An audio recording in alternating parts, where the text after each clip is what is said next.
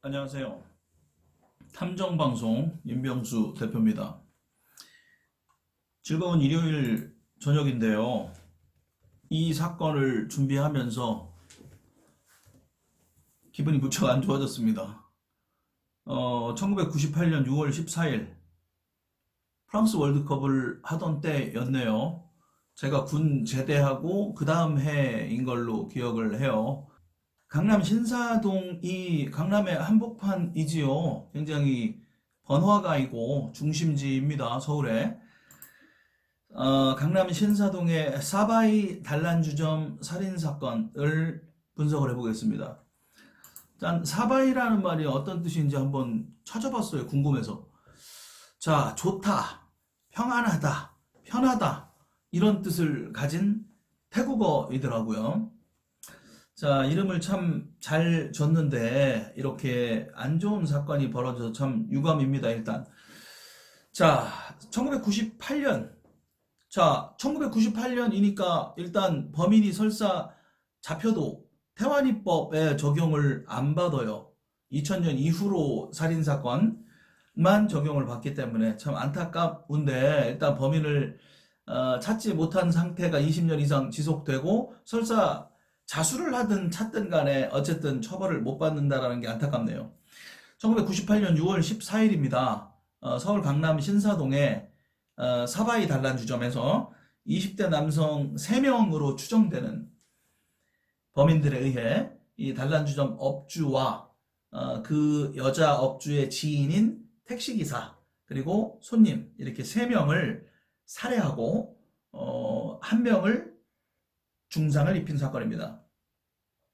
자, 법의학자들이 보통 시체를 검안하잖아요. 검시하지요.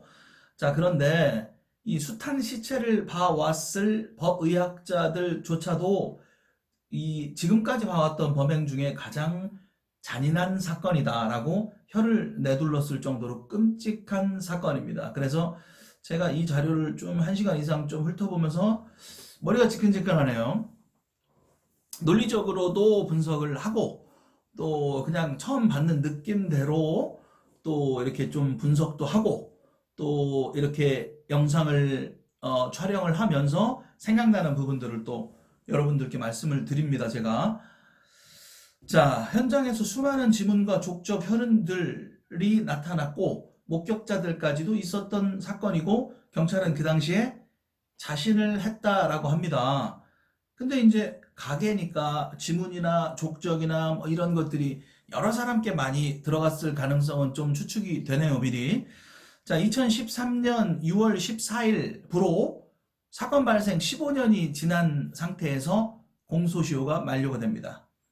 어쨌든 잡아도 의미가 없지만 그래도 어쨌든 잡아야겠죠. 자, 사건이 일어났던 98년 6월 14일 새벽 2시 30분. 그 당시에 프랑스 월드컵이 한창이었었어요. 2002년도에는 한일 월드컵을 했지요. 그거보다 그 4년 전입니다. 유럽의 프랑스 월드컵이 진행 중이었고, 이 대한민국과 멕시코 경기가 열렸던 날이에요. 6월 14일. 자, 여러분께 한번 여쭤볼게요. 축구는 이 굉장히 인기가 많은 종목이지요. 특히 월드컵은 한국 사람들이 굉장히 좋아하잖아요. 거의 뭐 우리나라 사람들의 특성이 굉장히 다이나믹하기 때문에 이 축구에 엄청난 열광을 하고 특히 월드컵은 독일 월드컵도 있었고 뭐 여러 월드컵이 있었지만 이 굉장히 술집이나 이런 데서 굉장히 붐비고 또는 이 경기를 보기 위해 사람들이 많이 모이죠. 이 사회의 화제가 전부 다 올림픽에 꽂혀 있는 상황인 경우가 상당히 많죠, 우리나라는. 이때 하여튼 대한민국하고 그 유명한 축구를 잘한다는 멕시코랑 경기가 있던 날입니다. 그럼 보통 일도 끝나고 집에 가서 경기를 본다든지 3, 4, 5 모여서 어떤 업소에 가서 경기를 보는 게 맞을 텐데 이 사람들은 신사동에 위치한 사바이 단란주점에 들어와서 양주를 3병이나 먹습니다. 셋이. 이상하지 않습니까? 여기서부터? 자, 이 사람들 축구에 관심이 없었던 사람들이에요. 자, 사건이 이제 가장 최초로 알려지게 된 거는요,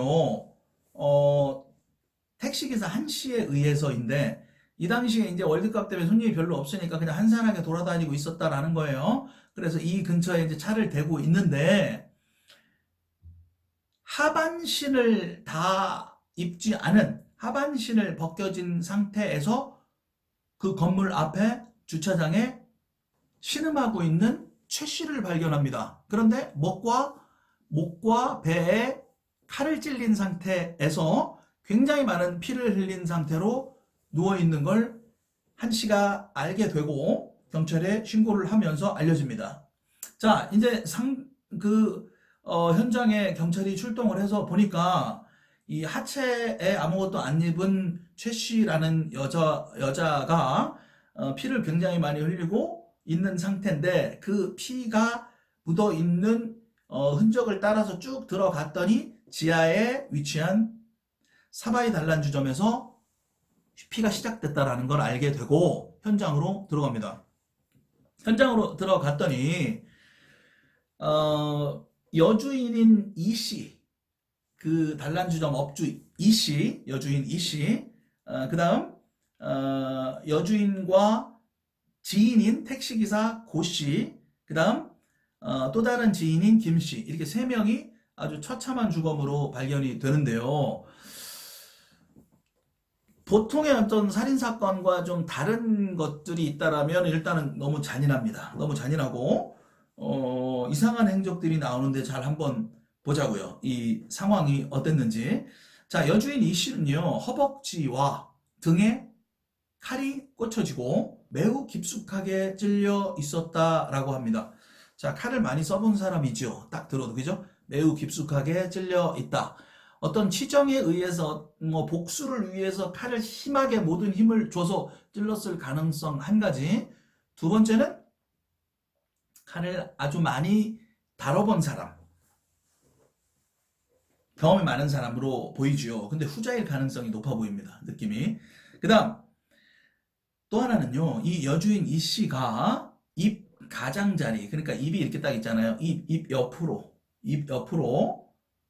13cm 길이의 찢어진 상처가 나는데 칼로 상처를 냅니다. 근데 그 칼을 한 번에 그냥 감정대로 입에다 축 집어넣어서 한번 쫙 찢은 게 아니고 이렇게 착 찢고 또 쫙 찢고 또, 얘기하면서 너무 잔인하네요. 그죠? 쫙 찢고 해서 한 세네 번에 걸쳐서 입을 찢었다라는 거예요. 그런데 이 찢는 행위는 살아있을 때 했던 행위로 추정이 됩니다. 여러분, 나는 공산당이 싫어요라고 해서 사망한 이승복 어린이 사건 혹시 아십니까? 지금은 이제 민주화가 되고 여러 좀 세월이 많이 흘렀는데, 제가 이제 40대인데 제가 초등학교 다닐 때 이제 반공 사상을 굉장히 많이 교육시켰어요, 나라에서. 그 당시에 이제 전두환 정권 때였는데 간첩들이 많이 내려왔어요. 그래서 그 간첩이 침투해서 공산당을 좋다라고 이야기해라 그랬더니 어린아이가 나는 공산당이 싫어요 라고 하니까 입을 그냥 처참하게 여러 번 찢어서 죽입니다, 아이를. 간첩이. 저는 그게 생각났습니다. 왜 생각났을까요? 자, 첫 번째 제가 문제 제기를 하나 했어요. 이때 온 국민이 월드컵에 빠져 있는데 이 사람들은 월드컵에 빠져 있지 않고 멕시코, 그 유명한 멕시코와의 경기가 있는데도 불구하고 셋이 양주를 먹으러 왔습니다. 양주를 먹으러 왔어요. 그러면은 뭔가 국민들이 완전히 빠져 있는 그런 월드컵과는 좀 동떨어져 있는 그러한 출신이나 그런 생활을 하거나 다른 특별한 월드컵보다 더 중요한 목적을 가지고 움직이는 세 명의 일행이 아닐까라는 생각을 저는 했습니다. 그 다음 두 번째, 이렇게 여자의 입을 13cm 거의 턱까지 찢었다라는 거냐, 칼로. 입에다 칼을 넣어서 옆으로 찢어버렸다는 건데, 이런 참혹한 행위를 하는 사람이, 이 사건은 일단 미리 좀 말씀을 드리면 사시미 칼이 발견이 됐기 때문에 이 당시에 이제 유흥업소를 둘러싸고 조폭들 간의 세력 싸움도 있고 그런 묻지마 살인도 많이 한창 벌어지기 시작한 시점이거든요. 90년대 말에. 그걸 보면서 이제 조폭이 아니냐 이렇게 생각을 하는데 저는 생각이 조금 달라요. 자, 이 건달이고 조폭이라면 여자의 입에 칼을 넣고 13cm를 찢어버리는 이런 행위를 과연 조폭이 할까? 여자에게? 물론 조폭을 절대 두둔하는 건 아닙니다.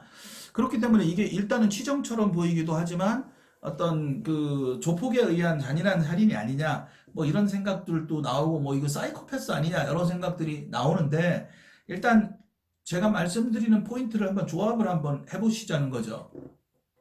일단 3명의 사망자가 발생이 됐는데 첫 번째 여주인은 허벅지에 칼이 찔리고 등에 칼이 찔렸는데 굉장히 깊숙하게 치명상을 입었다. 그리고 얼굴에 입에다가 칼을 집어넣어서 13cm를 여기 턱까지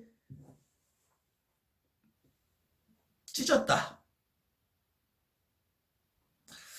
자, 이 시신이요, 미국에 이제 이런 비슷한 사건이 있었다라고 하는데, 미제 사건이에요, 이것도. 블랙 달리아 사건으로 불려지는 그 사건에서 피해자 엘리자베스 쇼트라는 여자의 모습을 보면 이렇게 사망이 됐다라고 합니다. 입을 찢어서 죽였다는 거야. 근데 저는 어쨌든 무장공비 이승복 사건이 생각났습니다. 그리고 왜 축구에 관심이 없었을까? 그리고 3명이 움직였다. 자, 그 다음이요. 택시기사 고 씨는 칼을 17대나 찔립니다. 그리고 베입니다. 손도 베이고. 또 가장 끔찍하게 죽은 사람이 3번째 지인 김 씨인데요. 이 김 씨도 여자거든요. 근데 이 여자는 목이 반쯤 잘려 있었다라고 해요. 그리고 이마나 머리 쪽을 발로 짓밟은 거야. 짓밟은 듯한 어떤 그런 선명한 신발 자국까지 남아있다. 자, 조금 이상하지 않습니까? 강도나 어떤 통상적인 사건하고는 좀 다르지요. 우리가 어떤 사체를 토막낸다든지 이렇게 탁탁탁 잘라낸다든지 뭐 이런 거는 어떤 중국 쪽이나 조선 쪽이나 이런 특성을 좀 가지고 있는데 일반적인 우리가 조폭이다 뭐 이런 유흥업소 안에 사건이다 그러면은 이렇게 입을 찢고 목을 반을 자르고 이럴까요 과연? 저는 이런 예가 그렇게 많지 않다라고 생각을 하고요. 또 대한민국 조폭을 두둔하는 건 절대 아니지만 거의 이제 이권에 관련된 세력 다툼이 많아요. 조폭은 만약에 3시 40일을 들고 와서 이러한 사건을 낼 정도이면 이렇게 어떤 잔인하게 이 3명 중에 2명이 여자란 말이에요. 이렇게까지 죽일 필요가 있을까? 그리고 머리를 짓밟아 버렸다라는 거는 이 사람들 군인 아닐까요? 저는 그런 느낌이 좀 옵니다. 북한 쪽 군인인 것 같아. 정확하진 않아요. 일단 한번 여러분들도 한번 구독자 여러분들도 듣고 한번 판단을 해 주시고 구독 안 하신 분들은 좀 구독 좀 해 주시고요. 자, 이 시신들이요 결박을 당해 있어요. 그래서 결박을 당해 있다라는 거는 그 전기용품이나 어떤 전기줄 같은 거를 이렇게 한 대 묶어가지고 이렇게 쫙 당기면 우리 이렇게 톱니바퀴 모양으로 돼가지고 이게 혁대처럼 딱 꼬아가지고 탁 당기면 그리고 끝에를 끊죠. 너털너털하니까 이렇게 딱 당기면 이제 톱니바퀴 좋은데 뒤로 백은 안 되는 거야. 딱 결박이 되면 이걸 이제 이 케이블 타이라고 하는데 이 케이블 타이를 갖다가 뒤로 다 묶어놨대요. 전부 다 묶어놨고요. 접시와 술잔, 술병 뭐 이런 것들을 전부 다 박살을 내는 거예요. 완전 자작자작 다 깨트려놨대요. 그러니까 지문을 다 없어질 수 있겠죠. 특히 술잔 같은 거 있잖아요. 그런 것들을 다 완전히 다 작살을 냈다. 범행을 언제 하는 거죠? 근데 이게 굉장히 좀 과감하지 않습니까? 어떤 계획을 가지고 들어간 사건처럼 보이진 않지만 제 생각은 우발적으로 벌어진 거는 같아요. 이 사람들이 이런 사람들이다라는 신분 확인이 가장 중요하기 때문에 일단 이 사람들은 뭐 북한 쪽의 군이나 이런 간첩 쪽이 아닐까라는 생각이 일단은 들었고 그 다음 그냥 술 먹으러 온 거야. 술 먹으러 왔는데 어떤 사소한 시비가 붙었다라는 건데 술 먹으러 남자 셋이 와가지고 여자 주인과 그 옆에 있는 택시기사나 옆에 있는 김씨 여자까지 다 같이 이렇게 시비가 붙고 실갱이가 벌어질 이유가 어떤 게 있었을까를 또 한번 제가 생각을 해봤어요.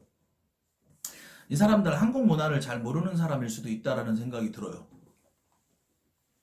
한국에 들어온 지 얼마 안 됐을 수도 있고.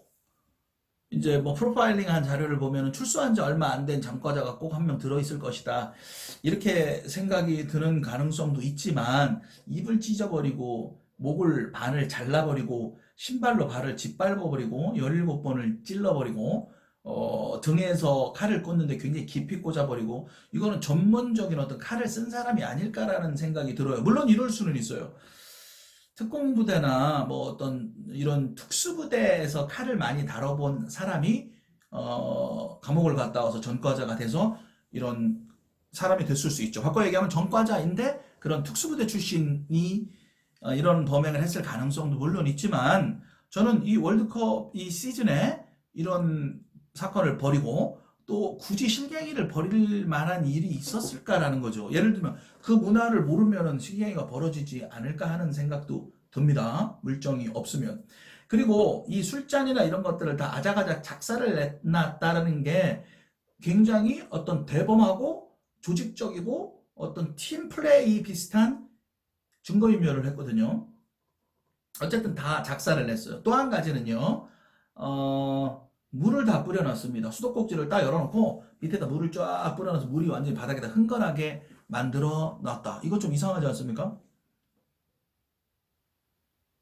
여러분 혹시 군대 갔다 오신 분들은 아시겠지만 우리 이제 이 침대와 침대 사이에 이제 복도가 딱 있죠. 뭐 그 TV에서 잠깐 보셨을 텐데 군인들이 양쪽 침상에서 이렇게 자잖아요. 침상이 두 개가 딱 있어. 이렇게 마루처럼. 그리고 가운데 통로 비슷한 게 있죠. 그리고 이제 문을 열고 들어가면 내무실이 그렇게 생겼거든요, 보통.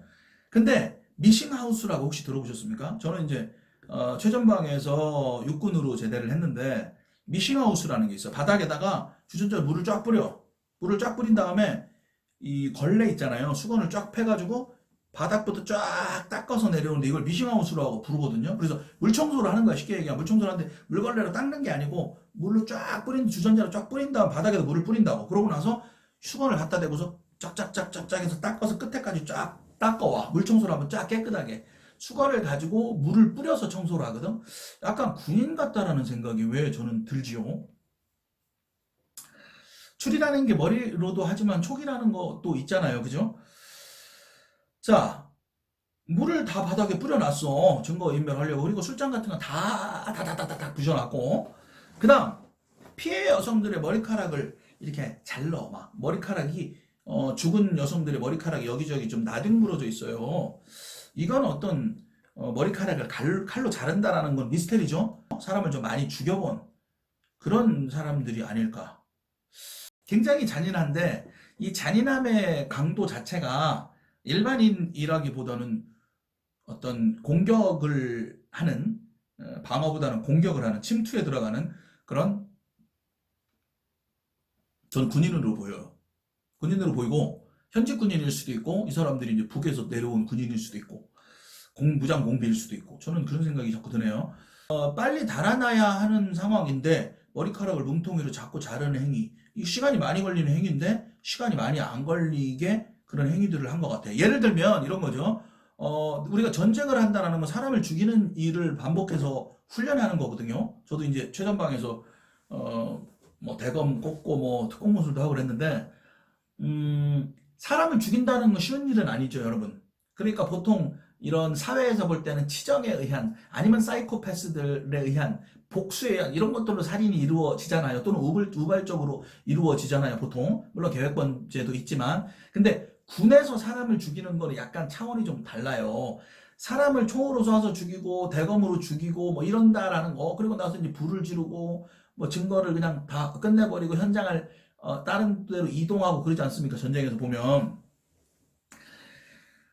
자, 이들이 생각하는 군인이 생각하는 사람을 죽인다라는 개념은 어마어마한 적개심을 필요로 하거든요. 그 적개심이라는 건 뭐냐면 나한테 해를 주었다라는 개인적인 인과관계, 개인적인 어떤 원한관계에 의한 적개심하고는 조금 다른 약간의 세뇌가 들어간 그런 개념들을 이해를 하는 게 어떨까라는 생각이 들어요. 예를 들면 제가 90년대 후반에 군대 생활할 때 우리는 실제 이 모형으로 이제 이 마네킹들을 갖다 놓고 릴레이 전투 훈련 같은 것도 했어요. 그래서 그 당시 이제 김정일 화형식 허수아비 세워놓고 불을 태우고 휘발유 뿌려가지고 그리고 그 앞에서 우리는 이제 상의를 다 탈의하고 때려잡자 북괴군 뭐 무찌르자 김정일의 심장에 총칼을 박아버리고 뭐 이런 구호들 우리가 했거든. 근데 김정을 만난 적도 없었단 말이에요. 근데 제가 군대 생활할 때 그런 어떤 적개심 같은 걸 굉장히 많이 주거든요. 피해 여성들에 대한 머리카락을 잘랐다라는 건 일종의 분이 안 풀려가지고 그거에 대한 2차적인 어떤 해코지라고 저는 이해를 할 수밖에 없는데 이게 다분히 약간은 좀 집단주의적인 훈련을 받은 사람의 행동이 아닐까라는 생각이 들고요. 또 추가를 하면 하체를 다 벗겨놨거든? 근데 제가 영상 초반에 말씀드렸잖아요. 저는 북한이 공산당이 싫어요라고 얘기한 이승복이 입이 찢어져 죽고서 살해당했어요. 제가 초등학교 들은 기억으로는 그래요. 자, 이 여자들 하체를 다 벗겼습니다. 하체를 벗겼고 그렇지만 성폭행 흔적은 나오지 않았다.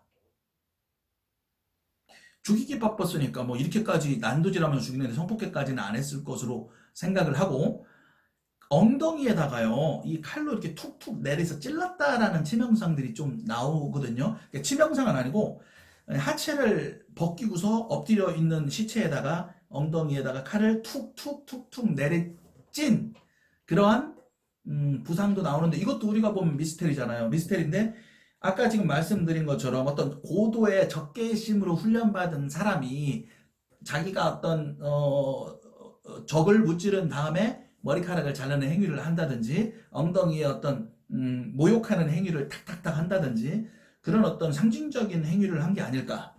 집단에서 배운 적개심으로 불타오르는 상태에서 나왔던 어떤 추임새들의 행위가 아닐까라는 생각이 들어요. 그렇지 않고서는 이해가 안 되죠. 일반적인 생각으로는. 목이 반쯤 잘린 거, 입을 찢은 거. 제가 똑같은 말씀을 계속 드리는 거예요. 그죠?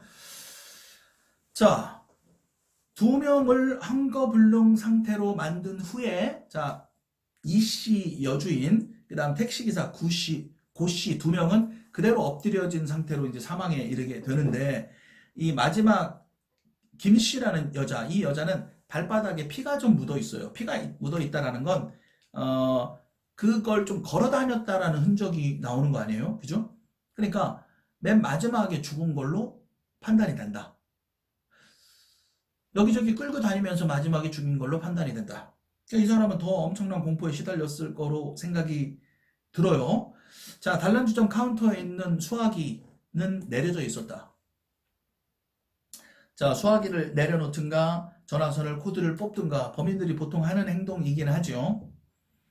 그 다음 이제 카운터 주변을 급하게 뒤지기는 했다. 그 택시기사 남자 고 씨의 바지 주머니는 칼로 찢겨진 흔적도 남아 있었다. 칼로 찢었어. 칼로 짝짝 찢었다. 굉장히 잔인하고 대범하죠? 자, 금목걸이야, 금팔찌, 신용카드, 체크카드, 현금 일부가 없어졌어. 근데 다 없어지진 않았어. 피해자들에게 엄청난 구타를 했다. 구타를 했다고. 자, 살인의 목적이라면 그냥 죽이는 게 목적이었으면 죽였을 겁니다. 만약에 충무가 목적이었다면. 그리고 빨리 신속하게 나갔겠지요. 그런데 두드러 팼단 말이야. 구타를 했다라는 건 이 사람들이 3명에서 양주를 한 병씩 먹었지요. 양주는 보통 40도 정도는 되잖아요. 그러니까 술이 많이 취한 상태에서 뭔가 이 실갱이가 벌어지고 기분이 확 안 좋아졌던 거야. 그러니까 두들겨 팬 거고 목을 반을 잘라버린다든지 입을 찢어버린다든지 이런 잔인하고 상식적이지 않은 행동을 했다. 그러니까 민간인의 어떤 생각에서 볼 때는 어떤 복수라든지 치정이라든지 그런 잔인한 구석이 있는 전과자라든지 이렇게 추려나가는데 저는 군인 쪽으로 좀 보여요. 이 사람들 간첩일 것 같아요, 느낌이. 자, 20대 초반이고 굉장히 젊고 칼을 좀 많이 써본 사람이고 이러는데 실제로 인민군들은 지금은 어떨지 모르겠어요. 저는 최전방에서 이제 GOP 들어가고 생활을 해봤지만 저는 2년 2개월을 군대 생활을 했는데 전방에서 얼굴도 다 보고 이렇게 서로 손짓도 하고 그래요. 자주 보는 애들은 전 제대할 때 야 나 간다 욕도 하고 뭐 이러고 내려왔어요. 철책에서. 인민군은 9년 생활을 해요. 9년. 그러니까 우리는 2년 2개월 생활하는데 걔네들은 9년을 생활을 하기 때문에 실제로 이 모든 병력을 빼면 인민군 한 명에 국군 6명으로 보인 그 어떤 전투력이 평가가 된다라고 해요. 그러니까 한 9년을 하니까 얼마나 스나이퍼겠어요. 사격도 굉장히 잘하고 그런다고 하더라고요. 육박전으로 붙으면 6대1 정도로 나온다. 그런 어떤 정훈활동 시간에 그런 교육을 받은 적이 있어요. 20대 초반이면 굉장히 어렸을 때부터 군대 생활을 했던 사람일 수 있을 것이고 실제로 무장공비들이 내려오는 나이들이 많지가 않습니다. 실제로. 저는 그런 촉으로 가지고 지금 들어가 보고 있는 중이고요.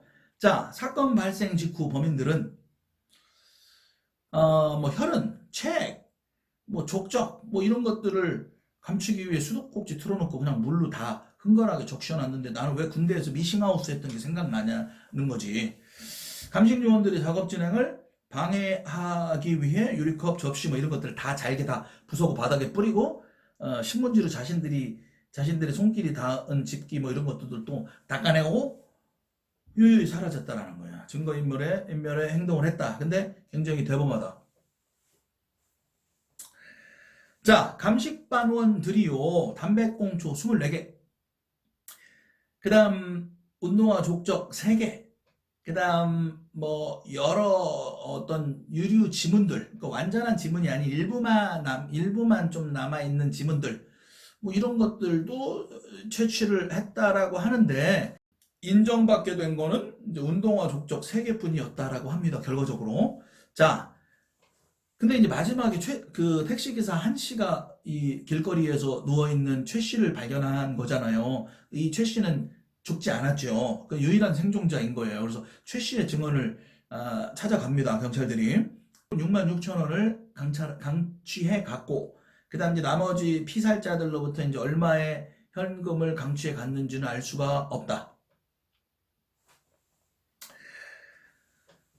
택시기사 고 씨의 국민은행, 외환은행 카드, 롯데카드, 그 다음 BC카드도 사용하지 않았다.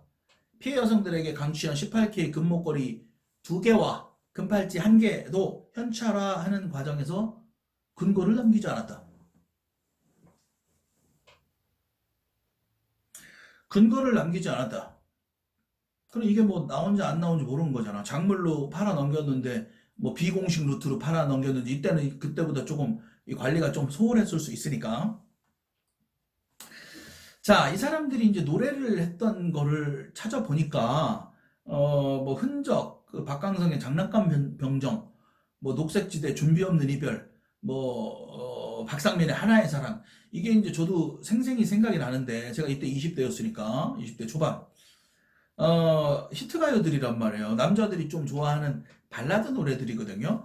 자, 발라드 노래들인데 그러면은 만약에 이게 이 사람들이 뭐 북한에서 내려온 군인이다, 무장공비다 라고 생각을 하면 이런 노래들은 어떻게 아냐? 알지요? 간첩들이 실질적으로 굉장한 어떤 많은 직업을 가지고 많이 살았다고 하고 대한민국 현재도 지금 간첩들이 사실 많아요, 여러분. 이거는 우리가 어떤 국가 안보에 관련된 정신을 확실하게 좀 무장을 해야 될 필요는 있다고 저는 생각을 해요. 이 당시에 이제 실제로도 1996년으로 기억하는데 잠수함이 내려와요. 잠수함. 무장공비가 들어와가지고 실제로 강원도에서 사살이 되고 뭐 우리 이명박 정부 때도 뭐 여기다가 백령도에다가 해병대에다가 포 쏘고 막 그랬잖아요. 그 전에는 실제로 뭐 이 청와대까지 김신조 일당들이 내려와가지고 청와대 앞까지 접근하고 뭐 사살되고 이런 사건들이 사실 실제로 많았어요. 요즘에는 왜 그렇게 없는지는 모르겠지만 이게 방법을 좀 다르게 했는지. 그러니까 이제 우리나라도 뭐 방첩 활동이나 이런 걸 하지 않습니까? 제가 말씀드리지만 아무리 민주화가 되고 인권이 중요시되는 정부가 통치를 하고 있을지언정 국가 보안이나 국가 안보는 정말로 생명처럼 지켜야 돼요. 우리나라 지금 전시작전권도 미국이 갖고 있잖아요. 전쟁 나면 우리나라가 어떻게 못한다니까? 미국에서 우리나라 작전권을 갖고 있다고요. 이건 완전한 주권 국가가 아니에요, 지금 우리나라는. 그리고 아직 휴전 상태이잖아요. 그러니까 이 북한에 대한 어떤 보안의식, 안보의식은 상당히 중요합니다. 그래서 이 당시에 이런 어떤 그런 것들이 무장공비 뭐 이런 것들이 되게 많았어요. 그래서 간첩 신고하면은 1억을 주고 간첩 선을 신고하면 3억을 주고 뭐 이런 것들이 우리 초등학교 때부터 많았어요, 되게. 그러니까 현지화돼 가지고 뭐 이렇게 생활을 했겠죠. 그러니까 이 당시에 또 히트했던 노래잖아. 이게 그 당시 기준으로 오래전 노래가 아니고 그 당시 기준으로 그 당시에 나와서 히트한 노래들이니까 이 노래들 할 수 있죠. 100%라는 얘기는 아닙니다. 제 논리는 그렇게 이제 좀 판단할 수 있는 하나의 식견이 있다라는 얘기입니다. 자, 사건 경위 한번 볼게요. 이 사람들이 들어왔을 때 사실은 이 업주 이 씨 말고 이 씨 이전에 이 씨의 언니가 가게를 보고 있었다라고 해요. 잠깐 좀 가게 좀 봐달라고 해서. 그래서 이제 이 씨 언니의 남편이 이제 밤늦게 데리러 오고 돌아가고 이 씨 여주인이 이제 딱 왔다라고 해요. 근데 이 사람들이 딱 들어왔을 시기에는 이씨 언니가 가게를 보고 있었다고. 언니는 다행히 사건이 벌어지기 전에 나갔죠. 자, 이 사람들이 들어온 시간이요. 6월 13일 저녁 10시요, 10시. 이씨 언니의 진술에 따라 추적해본 사건의 전개는 이렇습니다. 6월 13일 밤, 6월 13일 밤 10시경, 원래 이제 이 사바이 단란주점의 여주인이었던 이 씨 대신 이 씨의 언니가 대신 가게를 보고 있었다고 해요. 그 언니가 대신 가게를 볼 때 이 범인으로 추정되는 남자 3명이 들어왔다라고 하는데 용의자 A 씨가 도우미를 요구했다라고 하는데 그 옆에서 이제 용의자 B 씨가 야, 지금 아가씨를 부를 때가 아니야 라고 말리면서 자기네들끼리 좀 약간 설왕설래를 했다라고 합니다. 그리고 양주와 과일을 주문해서 먹고 마시고 노래하고 그랬다라고 해요. 자, 도우미를 불러주세요. 만약에 이 사람들이 시간상 밤 10시 반이면은요, 그냥 들어와서 도우미 불러주세요. 야, 그래, 뭐 일 끝나고 왔을 시간 아닌가? 이때면, 그죠? 그런데 도우미를 불러달라고 하니까, 야, 지금 그럴 때가 아니야. 도우미를 부를 때가 아니야. 도우미를 아가씨를 부를 때가 아니야. 자, 한쪽에서는 도우미를 불러서 술 먹고 놀으려고 하는데 한쪽에, 야, 도우미는 부르지 마. 그럴 때가 아니야. 라고 했다라는 건 어떤 다른 계획이 있었지 않을까요? 이 안에서 이 피해자들을 살해할 계획일 수도 있고, 이 이후에 이 사람들은 어딘가를 가서 어떤 사건을 해결해야 될 계획이 있었던 건 아닐까요? 왜 술과 여자가 두 개 다 들어가는 것보다 여자가 하나 좀 빠지는 게 술만 먹는 게 좀 덜 허트러지지 않겠나? 라는 생각에 야 오늘 술은 좀 먹자. 술은 먹고 양주는 이렇게 우리가 술을 먹어야 될 상황이었던가 보지. 근데 도우미까지는 부르지 말자. 그럴 상황은 아니다. 시간이 좀 부족하다. 아니면 우리가 어떤 마음을 어떤 준비를 하는 데 있어서 그것까지는 좀 아니다. 이런 얘기가 오고 간 걸로 추정이 되죠. 자, 20분 정도 후에 10시 20분 정도가 됐을 때 이제 단란주점 근처 식당 종업원 일을 하던 최 씨. 최 씨가 이제 그 밖으로 나온 여자잖아요. 그죠? 하의가 벗겨진 채 최초 목격된 사람 택시기사에 의해 식당 종업원 일을 하는 최 씨가 그 최 씨의 지인인 김 씨, 그 사망자 중에 세 번째 여자 김 씨, 최 씨와 김 씨가 맥주 한잔 하려고 이 사바이 단란주점을 찾았다라고 해요. 사실 잠시 후에 이 사건의 피해자이자 단란주점의 여주인인 이 씨가 언니랑 이제 교대하기에 온 거야. 그래서 언니는 남편이 데리러 와서 밤 11시 50분경에 나가요. 근데 이 씨 언니 부부가 가게를 나설 때 한 가지 기억나는 게 있었다라고 하는데 용의자들이 최윤아의 흔적이라는 노래를 불렀고 근데 굉장히 여유가 있어 보였대요. 뭐 불안해 보이거나 이러진 않았다라는 거야. 양주도 마시고 뭐 이 사람들이 끔찍한 어떤 살인을 저지를 걸로는 보이지 않았다. 라고 그 언니가 진술을 해요. 자, 우리가 뭐 도우미는 부르지 말고 술은 먹자. 근데 술을 먹어야 될 이유가 뭔가가 있는 거야. 근데 뭐 뭔가 좀 즐기는 거지. 술을 먹으면서 뭔가 어떤 사건이 일어나기 전에 충분히 좀 뭔가를 즐기는 그런 시간을 가지려고 온 건 아닌가. 그래서 제가 우발적으로 보는 거예요. 여기 안에서 일어났던 사건은 우발적인 게 아닐까라는 생각이 들어요. 뭐 장난감 병정, 박상민의 하나의 사랑, 뭐 이런 노래들을 불렀다라고 하고 서정적인 발라드를 했어요. 자, 그리고 이제 시간이 조금 더 지나서 6월 14일 자정이 되죠. 그래서 이제 밤이 되는 거, 밤이. 6월 14일로 넘어간 거야. 자, 이 씨의 그 여주인 이 씨의 지인이고 지인이자 이제 택시기사였던 고 씨, 그 살해된 사람이죠. 이 고 씨가 멕시코전을 보려고 단란주점에 잠깐 들려요. 축구를 보려고. 전반전이 끝난 새벽 1시 반에 이 씨의 언니가 가게에 전화를 걸었다고 하는데 그때만 해도 단란주점에 아무 일이 없어서. 자, 보세요. 멕시코 경기가 하고 있었단 말이야. 한국하고 그 유명한 멕시코랑 프랑스에서. 전반전이 끝난 시간이 몇 시라고 그랬어요? 새벽 1시 반이라고 그랬잖아요. 전반전이 새벽 1시 반에 끝났는데 이 택시기사 고 씨는 단란주점에 잠깐 온 거예요. 지인이니까. 근데 이 사람들은 노래하고 있었다고 양주 먹고 있고. 아니, 멕시코랑 축구하고 있는데 지금 처음에 드린 말씀 또 드리는 거예요, 제가. 축구 관심이 없는 거야, 대한민국 축구에. 술 먹고 있었어. 술 먹고 있으면서 노래도 부르면서 뭔가 야 도민은 부르지 말자 양주만 먹자 이렇게 하고 있는 상황이었던 거야. 뭔가 좀 진중한 일을 준비하고 있는 상태가 아니었을까라고 싶어요. 이 사람들이 셋이. 그리고 신경이 굉장히 곤두서 있는 상태니까 뭔가 좀 긴장을 풀려고 뭔가 중요한 일을 앞두고 좀 이렇게 스트레스를 풀고 있는 상황이 아니었을까라고 싶어요. 그렇게 생각하고 싶어요, 저는. 자, 이 진술을 토대로 보면은요. 이 씨 언니가 전화를 했던 게 이제 새벽 1시 30분이라고요. 전반전 끝나고. 이 씨 언니가 이 여주인 이 씨한테 전화를 한 게 새벽 1시 반인데 별일 없었다고요. 전반전 끝나고. 근데 경찰에 신고가 들어온 게 새벽 2시 반이란 말이에요. 새벽 2시 반. 그러니까 택시기사 1씨가 그 사람을 발견하고 거기에서 피가 뚝뚝뚝 떨어지고 온 걸 발견한 게 새벽 2시 반이란 말이에요. 그러니까 언니가 가게에 전화한 건 전반전이 끝난 멕시코와의 경기가 전반전이 끝난 새벽 1시 반. 경찰에 신고가 들어온 건 2시 반. 불과 1시간밖에 안 걸렸죠, 안에서.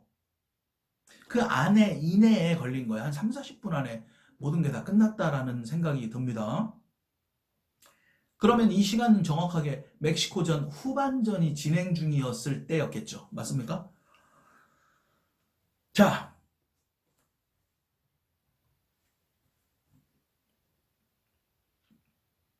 2019년 현재까지도 범인을 잡지 못한 상태입니다. 축구 중계가 한창 중이었던 시간이었습니다. 그리고 이제 그 당시에 CCTV도 없는 상태였다. 방법용 CCTV가 보편화되어 있지 않은 상태였다. 1998년도 기준으로 볼 때. 그리고 초여름이었기 때문에 새벽에 어느 정도 또 왔다 갔다 하는 사람이 있지 않을까? 라고 생각을 했었고, 이 사바이 단란주점 건너편에 포장마차도 한두 개 있었으니까 목격자들이 있었을 거라고 생각을 했지만, 안 됐다는 거죠. 안 됐어요. 대한민국과 멕시코 월드컵 첫 경기가 열렸던 날이고, 거기에 모든 것들이 국민들의 관심이 있었던 상황이었다. 자, 일단 증거가 안 나오니까 다시 최 씨의 어떤 증언으로 다시 한번 가보면, 식당 여종업원이었다고 했잖아요, 이 최 씨가. 근데 이 최 씨가 김 씨와 함께 이 맥주 한잔 하러 신사동 사바이 단란주점을 들어간 시간이 밤 10시경 정도 된다고 그랬죠. 자, 들어간 지 얼마 안 됐을 때 상황을 다시 한번 이 생존자 최 씨의 증언대로 구성을 해보면, 들어간 지 얼마 되지 않아서 용의자 A 씨의 얼굴을 봤다라고 해요. 여주인 이 씨가 자신과 김 씨에게 범인들이 있던 이에서 합석하라고 안내했대요. 자기 최 씨 그 여자하고 그 같이 온 김 씨 이 여자 두 명에게 합석을 해라고 이야기를 했대요. 그래서 합석을 잠깐 했대요. 했는데 좀 약간 좀 오래 있지 않았다라고 합니다. 남자들 사이에서 뭔가 섬뜩한 기운을 느껴서 이제 다시 나왔다라고 해요. 우리가 이제 나이트클럽으로 따지면 약간 부킹 비슷하게 들어간 게 아니었던가 싶어요. 남자 3명인데 이제 이 업주 입장에서는 좀 고객 관리 좀 친하게 이렇게 했을 수도 있고, 들어가서 합석 한번 해봐 이런 거야. 그래서 김 씨하고 최 씨가 들어갔는데 뭔가 섬뜩해가지고 나왔다라는 거예요. 근데 이제 잠시 후에 화장실이 급해서 방을 나왔는데, 이 카운터에서요, 이 택시기사 고 씨하고 업주 이 씨, 그리고 이 3명의 용의자들하고 이 카운터에서 실랑이가 벌어진 거를 목격했다라고 합니다. 근데 이제 그냥 관심 없이 화장실에 갔다가 다시 들어갔대요. 근데요, 자기 방으로 돌아오자마자 상황이 갑자기 긴박하게 돌아간답니다. 이제 실랑이가 벌어지다가 갑자기 싸움이 난 거야. 그래서 용의자 A, B, C 3명과 택시기사 고씨, 그 다음 업주 이씨가 함께 왔습니다. 그리고 들어왔는데 중요한 건 택시기사 고씨와 업주 이씨의 손이 뒤로 결박이 되어 있는 상태였다고 합니다.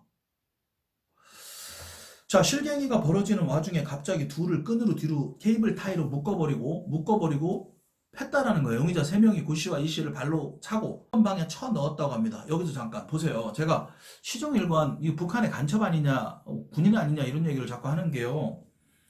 되게 전문적이지 않습니까? 포획하듯이 이 어떤 적을 생포하듯이 한 다음에 보통 어떻게 합니까? 한 곳에 몰아 넣잖아요. 총을 들고 발로 차면서. 그러니까 지금 일단 뒤로 묶었단 말이야. 묶은 다음에 1번 방에 쳐 넣었다라는 거야. 누구를? 업주랑 택시기사 고씨를. 그러니까 이제 택시기사 고씨가 말로 해결합시다 라고 설득을 하고 이 업주 이씨는 무조건 살려달라고 소리 지르고 막 그랬대요. 자, 그러나 범인들은 이 고씨와 이씨를 두드러 패기 시작합니다. 잔인하게 구타를 합니다. 범인들은 뒤이어 겁에 질린 채로 있었던 김씨와 최씨에게 다가가서 또 위협을 합니다. 그 당시 손님이었던. 그러니까 총 4명이 되는 거지, 4명. 업주 이씨, 그 다음 택시기사 고씨, 그 다음 김씨와 최씨. 최씨는 나중에 나와가지고 사는 여자잖아요. 그죠? 자, 범인은 두 여인 중에 먼저 김씨에게 다가가 금목걸이를 내놓으라고 합니다. 금목걸이 내놔. 그러니까 최씨가 결국 살아남았던 최씨가 그거 그냥 줘버려 라고 소리쳤음에도 불구하고 안 주려고 이렇게 했다라는 거예요. 안 주려고 하니까 이 흥분한 범인이 김씨를 끌어내서 바닥에다 패대기 치고 구둣발로 이마를 차고 지근지근 밟다시키 하며 구타를 했다고 합니다. 자, 보세요. 저는요, 이 구둣발로 지근지근 밟고 이마를 갖다 밟고 이런 행동들이 이 말을 하면 조금 문제 생길 수도 있고 좀 예민하게 받아들일 수도 있지만요. 이거는 구둣발로 군인들이 하는 행동이 좀 많아요, 전시에. 그 다음 정말로 옛날 일본 순사 시절에 막 쌍팔년도 옛날 경찰들 막 강압수사하고 이러면서 그냥 지근지근 밟는다라는 표현을 실제로 쓰거든요. 저 어렸을 때 제가 들은 적이 있어요. 그런 얘기를. 자, 그렇게 좀 약간 강압수사도 많이 했던 적이 있다, 경찰들이. 실제로 이 사건에서도 그런 이제 잘못된 내용들이 나오는데, 자, 보세요. 행위 자체가 바닥에다가 내팽기 치죠. 바닥에 패대기 친 다음에 구둣발로 이마를 차고 구둣발로 찬다고 얼굴을. 그 다음 머리를 지근지근 밟아버리고 구타를 한다. 폭력이 오고 간 이후 그 다음 이제 흥분을 한 나머지 이제 죽이기 시작해요. 그래서 이 최 씨는 먼저 옆구리를 칼로 찔러버립니다. 이 생존자 최 씨를 칼로 옆구리를 찔러요. 그리고 바로 정신을 잃었다고 해요. 그리고 옆구리에 찔리고 그 다음 목에 칼이 찔렸는데 목에 칼이 찔린 거는 기억도 안 난다는 거예요. 머리를 흔들면서 피해자들의 머리를 하나하나 이렇게 흔들면서 죽었는지 살았는지를 확인하고 증거인멸을 했는지 안 했는지 서로 자기네들끼리 확인하고 있었다라고 합니다. 자, 나서 이제 머리를 흔들어 보는 거야. 죽었나 살았나, 죽었나 살았나. 다 죽었어, 다 죽었는데 최 씨는 죽은 신용을 내서 나중에 살았다라고 해요. 그러니까 범인들이 빠져나간 다음에 이 여자는 엉금벙금 기어오든 재가지고 도로로 나와가지고 사는 거지. 지금 택시기사 눈에 띄어가지고 다행히. 자, 구둣발로 머리를 지근지근 받고 구타를 하고요. 그 다음 머리채를 들어가지고 흔들어 보고 죽었는지 살았는지를 확인한다. 과연 조폭이라면 이런 행위를 할까요? 전문적인 어떤 사륙의 경험이 있는 군인 아닐까요? 대한민국 군인이라고는 안 했습니다. 자, 그리고 나서요, 범인들이 빨리 가자, 시간이 없다 라고 하면서 도주했다라고 합니다. 이게 아까 노래방 들어가서 도우미 불러라고 해도 야, 도우미 부를 시간 없어, 그럴 상황 아니야 라고 한 게 이 이후에 계획이 있어서 그런 게 아닐까라고 저는 생각을 하고요. 일단 결론부터 말씀을 드리면 이 사람들이 여기 와서 노래방에 온 거는요, 이 이후에 어떤 중요한 계획을 갖고 있었던 사람들로 보이고요. 우발적인 범행으로 보여요, 이 사람들은. 그리고 카운터에서 사소한 실갱이가 벌어지고 뭐 이랬다라는 거는 실갱이가 벌어질 일이 아닌 걸 가지고 벌어졌을 가능성이 있어요. 그래서 이 당시에 유행하는 노래를 따라하고 뭐 이런 거는 많이 뭐 그런 일이 있을 수 있지만 북에서 내려온 공비들이 아닐까라는 생각이 들고, 이 최 씨가 지금 남편이 뇌수술 중이라서 일을 못해서 제가 식당에서 일을 해서 일당 받아서 겨우겨우 먹고 살고 있어요. 라고 하면서 이제 빌었대요. 칼로 최 씨를 위협을 할 때. 그러니까 이제 그 중에 범인 한 명이 아줌마, 우리도 회사 잘려서 아줌마랑 같은 처지거든? 우리도 안 이러고 싶어 라고 말을 했다라고 해요. 그리고 폭력과 함께 금품을 요구했고 실제로 현금 6만 원, 귀금속 뭐 이런 것들도 뺏어갔다라고 하는데 여기서요. 자, 우리도 회사 잘려서 아줌마랑 같은 처지다. 우리도 안 이러고 싶어. 이거 뭐 공장이나 어디 다니다가 잘려가지고 우발적으로 범인을 한 전과자 출신이다. 라고 볼 수도 있겠지만 그 북에서 내려온 간첩들이 우리 한국에서 직업을 가지고 있어요. 직업을 가지고 있는데 이거는 이 여자를 사망케 하기 위한 지금 현재 우리가 진짜 신분을 감추고 지금 현재 우리가 직장 생활을 하다가 나왔어. 우리도 돈 없어. 우리도 정말 이러고 싶지 않아. 라고 하면서 빈정거리는 말투로 그런 의도로 한 걸로 저는 좀 판단이 돼요.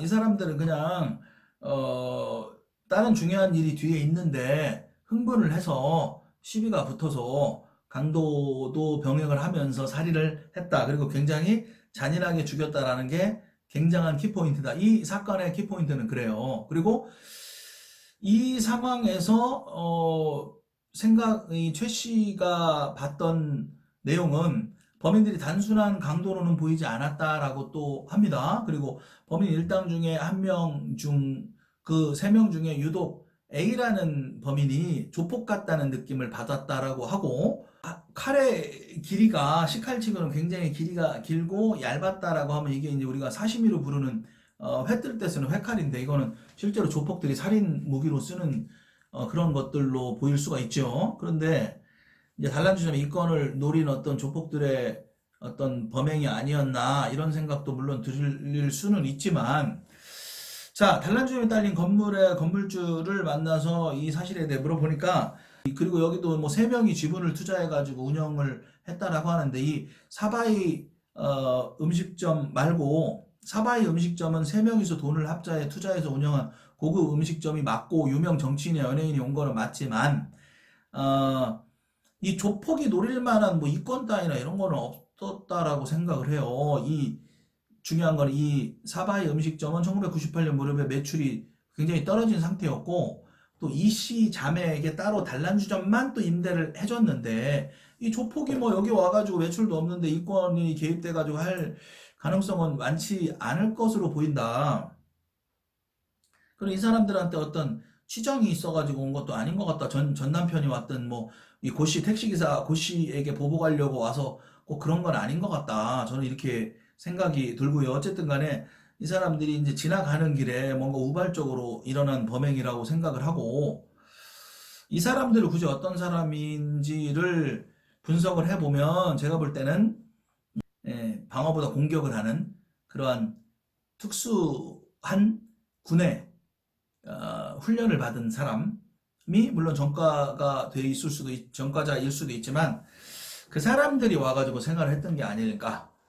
단순화를 시켜보자는 거죠, 저는. 그래서 이 축구 경기가 한창이던 때에 뭔가 축구 경기보다 훨씬 더 중요한 일을 기획했던 사람들이 아닐까. 그렇기 때문에 그런 사시미 칼도 갖고 있었던 사람들인데 조폭으로 보이지는 않는다. 뭔가 누군가를 해하기 위한 계획을 갖고 있었던 것은 맞다. 그렇지만 이러한 여성들이나 이런 분들의 이런 피해자들에게 목을 발을 자른다든지 입을 찢는다든지 칼로 살아있는 사람을 그리고 머리를 구둣발로 짓이겨서 밟았다든지 뭐 이러한 것들을 볼 때는 군 쪽의 사람인 것으로 저는 판단이 된다.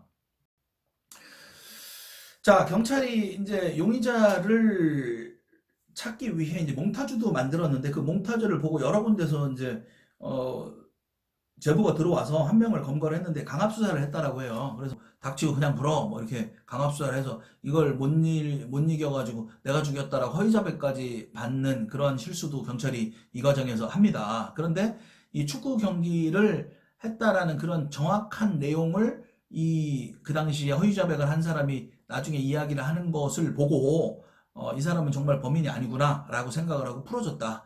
경찰의 강압 수사에 관련된 이런 잘못된 에피소드도 있었다. 그리고 이 사시민만 쓴 게 아니고 이 톱니 모양이 있는 칼을 썼다. 그리고 식칼을 꽂는데 썼을 것으로 보이는 칼집이 발견되었다. 칼집을 통해서 범인들이 쓴 칼을 또 조사를 해보니까 이 잠수할 때 또는 그물에 걸렸을 경우 자신을 구조하기 위해 그물을 자를 목적으로 쓰는 칼, 톱니바퀴가 있는 뭐 특수부대에서 쓰는 그런 칼이다라는 의견이 나오기도 해요. 그게 이제 양쪽에 톱니가 있다. 그리고 생존자 최 씨도 칼에 톱니가 있었다라는 말을 쓰거든요. 조폭이 잠수할 때 그물에 걸렸을 경우 구조하기 위해 그물을 자르내는 용도의 칼을 갖고 다닐까요? 활칼은 조폭이 맞지만, 그리고 조폭이 여자 머리를 반을 절단하고 이런 것까지는 안 할 것 같아요. 그래서 이제 결론을 제가 정리를 해보면, 이 범인들은요, 이 과정에서 이제 지나가는 과정이었을 것 같아요. 이 이후에 뭔가 어떤 미션을 받고 누군가를 살해하든지 그러한 것들을 가지고 계획을 잡고 시간이 좀 많이 뜬 상태에서 자신들의 어떤 시간을 좀 가지면서 술을 좀 먹으면서 이런 계획을 갖고 있었을 거로 판단이 돼요. 그러니까 바로는 아니겠죠. 술을 먹었기 때문에 뭐 그 다음날 새벽이라든지 그렇게 그 다음날이라든지 그 다음날 오후가 됐든 낮이 됐든 새벽이 됐든 어떤 미션이 있었을 거로 판단이 되고 그 전날 본인들이 상의도 해야 되고 범행의 어떤 미션의 실행에 모의도 해야 되고 또 마음도 같이 좀 술을 먹으면서 다져야 되고 그렇기 때문에 이런 발라드 노래들도 좀 부르는 와중에 신경은 굉장히 긴장을 하고 있었을 거로 판단이 되는데 이 와중에 이제 그 안에서 쓸데없이 시비가 이것저것 붙다가 욱해가지고 시작이 된 걸로 보이고 이 세 명 중에 한 명이 칼을 꺼내가지고 쑤시든지 했을 가능성이 있는데 나머지 두 명도 같이 어쩔 수 없이 동조를 하면서 이 조직적으로 증거 인멸을 했던 이런 이 스케일, 그 다음 팀워크라든지 이러한 부분들이 어떤 민간인이 하는 행동은 아니다라는 생각이 들고 이 사람들은 북에서 내려온 간첩이고 좀 황당하게 들릴 수도 있지만 그럴 가능성이 저는 좀 있다라고 봐요. 또 하나 이제 고무골무라는 게 나오죠. 고무골무를 떨어뜨리는 어떤 증거로 나오는데 이 고무골무라는 게 뭔지 아시죠? 이렇게 바느질을 하거나 이럴 때 손가락에도 요만큼 이렇게 딱 끼는 거 가죽으로 된 거 손을 이렇게 안 찔리게 하려고 자, 고무골무를 썼다라는 거는 쓰는 사람이 어떤 사람이냐면 뭐 공장에서 노동하는 사람이라든지 재본소에서 일하는 사람들이지 않겠습니까? 그러니까 이 사람들이 나도 여기서 잘렸어라고 얘기한 거는 이 사람들이 우리가 한국에서 볼 때 직업은 이런 공장에서 노동을 하는 사람이었다라는 생각이 들고요. 이 사람들은 실제로 여기서 어떤 돈을 목적으로 해서 공장에서 일을 전업으로 정말 돈을 위해서 하는 사람들은 아니었을 거로 생각이 돼요. 이 최 씨가 저 식당에서 일하면서 하루 벌어서 열심히 이렇게 어렵게 살고 있어요. 도와주세요라고 했더니 빈정거리듯이 아이고 아줌마 우리도 공장에서 엊그저께 잘려서 나도 이러고 싶지 않거든. 이라고 어떤 구실을 만들어 놓은 거지. 이 사람들은 실제로 특수훈련 받은 간첩으로 저는 추정을 합니다. 고무골부는 그 공장에서 일할 때 이제 썼던 걸로 저는 판단을 하고요. 또 한 가지는 공장에서 노동자로 일하고 뭐 이렇게 바로 공장에서 일하다 잘려가지고 하루 벌어먹고 뭐 이런다는 사람들이 양주를 시키고 이거는 조금 매치가 좀 안 되는 것 같아요. 제 생각에. 공장 일을 꾸준하게 열심히 생계를 위해서 했던 사람은 좀 아닌 거가 아닐까라는 생각이 들고 개인적인 추정이었고요. 주관적인 판단이었습니다.